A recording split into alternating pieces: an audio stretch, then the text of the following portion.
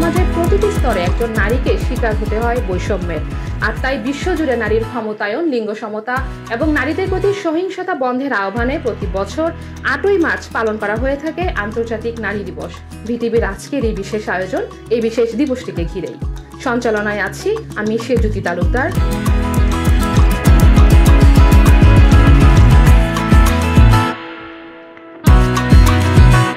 থাকছেন সংস্কৃতি কর্মী তাহমিনা পারভীন প্রীতি, তার পাশে আছেন লেখক স্মৃতি ভদ্র, এবং আমাদের মাঝে আরো একজনকে পেয়েছি আমরা, তিনি একজন সফল উদ্যোক্তা সুমি রায়। যদি আমরা বিবেচনা করে দেখি নারী উদ্যোক্তা হিসেবে আমাদের সমাজে এখনো কিন্তু আমরা ওইরকম পর্যায়ে যেতে পারি। এই দিবসটা পালন করা হয় বলেই আমরা আমাদের কথা বলতে পারি। বাংলাদেশে আমরা কেমন ছিলাম, এখানে আমরা মেয়েরা কেমন আছি।